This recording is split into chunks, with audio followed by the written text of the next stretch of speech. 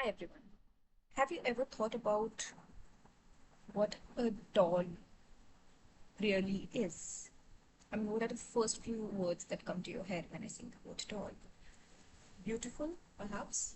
Someone who depends on us? I mean, recently we saw an example, which is the Barbie movie, which was a beautiful, beautiful portrayal of how women are objectified and sort of like, you know, dependent on consumers. Anyway, that's a discussion for another lecture.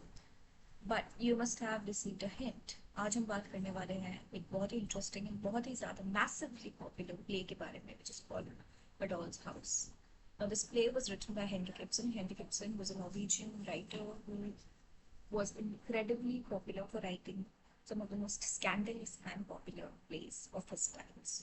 Okay, even today, when you read up on his works, you find there is a lot of relevance, which is maybe not such a fortunate thing because we would expect more progressive attitudes in our 21st century society. But either way, change has come. And of course, the credit goes to a lot of these thinkers, Henrik Ibsen being one of them. So आज हम बात करने वाले हैं ज़्यादा नहीं because this is a very delicate play and I believe in going through acts of one play to actually understand the nuance of the drama. But what we are going to do today is familiarize ourselves with the social context of adults. Now, right off the bat, I want you to think about these three words throughout the reading of your play. Okay, so maybe we can come back to it later when we've both read the text and had a sort of a perfunctory discussion of it at least. But when I talk about a doll, the things that come to my head are, of course, somebody very beautiful, someone who cannot speak, someone who is dependent on another person or a human being, right? A doll is a non-living thing who is owned by a human being who has autonomy, whereas a doll does not have an autonomy. Autonomy or agency आप समझ सकते हैं कि हमारी जो इच्छा शक्ति होती है to do something, हमारी capacity to actually execute on whatever we want, our independence to do something, right? Now, those are things that I find important for a literature student to ponder upon, especially when you're reading through such feminist literature. Now, I wouldn't categorize A Doll's House as feminist literature, but it certainly speaks a lot about who the new woman is and what exactly is the relevance of financial independence in a woman's life. Anyway, these are heavier discussions that you'll probably find more easier as we progress through the play.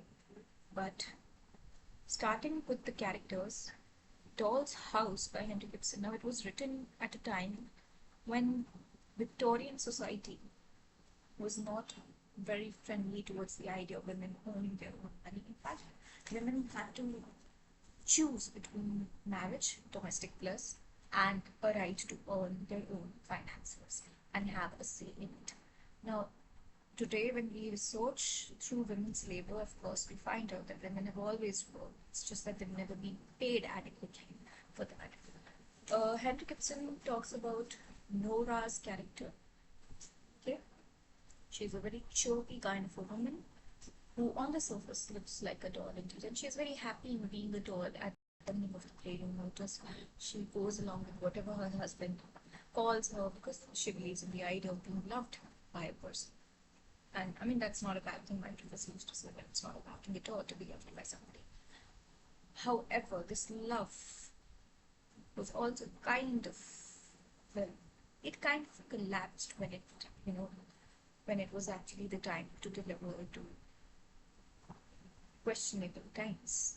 Anyway, so A Doll's House starts with the Torvald family and they are celebrating Christmas. So it's Christmas Eve, a day before the Christmas.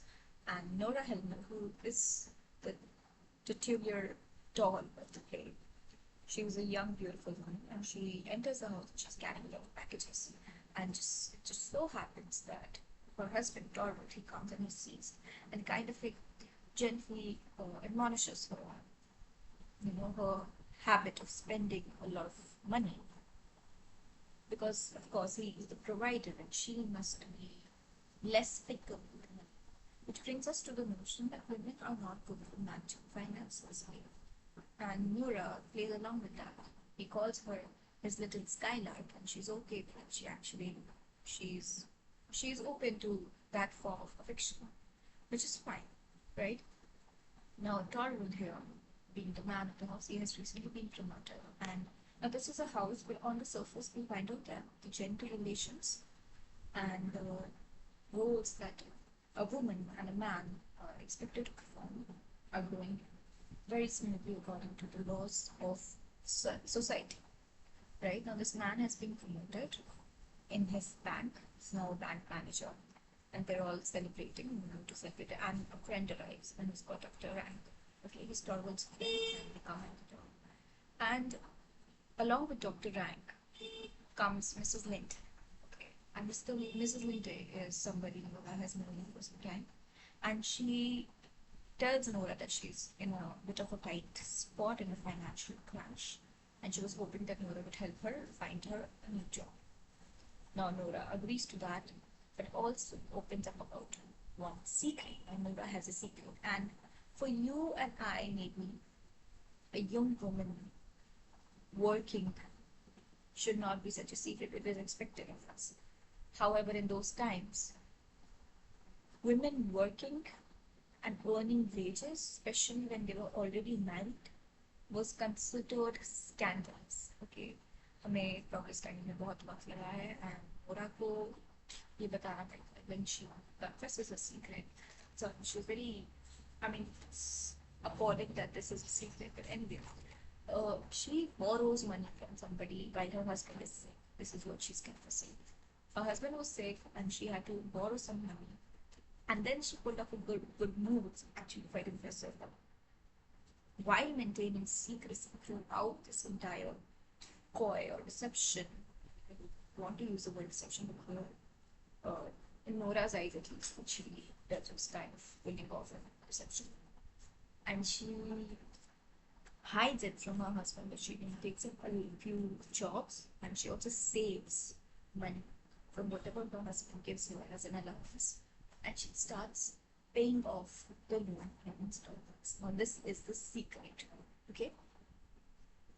Another character comes. His name is Nils Frost. Okay. He is an employee at the bank where Torvald, Nora's husband, works, and he comes and says that Nora needs to convince her husband not to fire him, although he may not be a great employee, but clearly times are a little difficult. He has messed up a little, and he tells her that she must convince her husband not to fire him.